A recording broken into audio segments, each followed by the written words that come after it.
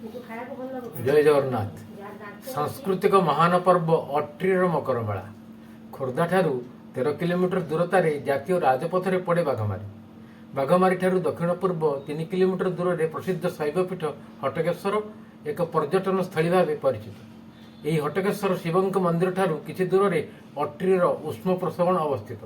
राज्यर यह एक प्रमुख पर्यटन स्थली भाव इतिहास प्रसिद्ध। प्रतिवर्ष एठारे मकर संक्रांति समय बड़ धरणर मेला बसिଥାଏ। ओडिशार कोण अनुकोणरू दर्शक यही मेला को आसी। मयूरभंज जिले में मकर मेला गणपर्व मान्यता पाइथिबा बेले खोर्धा जिलार अट्री स्थित मकर मेला ए पर्यंत यही मान्यता पाई पारिबे। विशेष भाव अट्री उष्म प्रसवण पई जति गुरुत्व रही यही पीठरे आराध्य देवता हटकेश्वर महादेवंक पई मध्य प्रसिद्ध रही।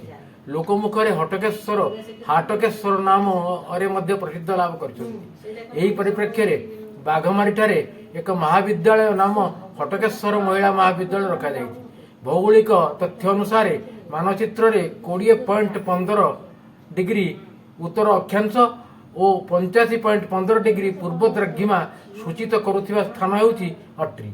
कपिल संहितार 17 अध्यायर वर्णनानुसार अट्रीर हटकेश्वर और तप्तकुंडर वर्णना निम्नमते रही जहाँ तारे सोरस्य तत्पूर्वे पंचत्रो षष्ठी सर्वदा हठानां चारूर पतात नाम्नोहं हटकेश्वर।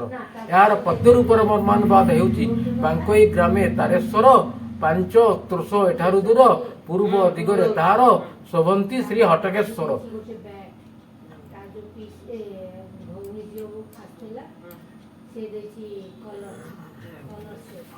हकार अटे सूर्य नाम ठकार चंद्र रे प्रमाण कपिल मूर्ति निजेहर नाम रे श्री हटकेश्वर।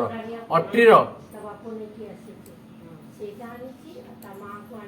हटकेश्वर और उष्ण प्रवणर उत्पत्ति नहीं पौराणिक आख्यानुसार असुरराज तारकासुर अत्याचार सीमा लंघन कर सारी। तारकासुर प्राप्त वरदान अनुसार शिवपुत्र हस्तरे तारकासुर मृत्यु एव मात्र शिवंकर अखंड तपस्या भंग करने उद्देश्य एवं पार्वती को तपस्या निवृत्त करने देवगण कामदेव और तांकर पत्नी प्रतिदेव देवराज इंद्र को दायित्व प्रदान करते। कामदेव शिवंक उपरु पंचबाण प्रयोग शिवंक तृतीय नेत्र जहाँकि अग्निनेत्र भाव प्रसिद्धि से नेत्र खोलिया मात्रे कामदेव भस्म होते। स्वामी एपरी निधन रे म्रियमाण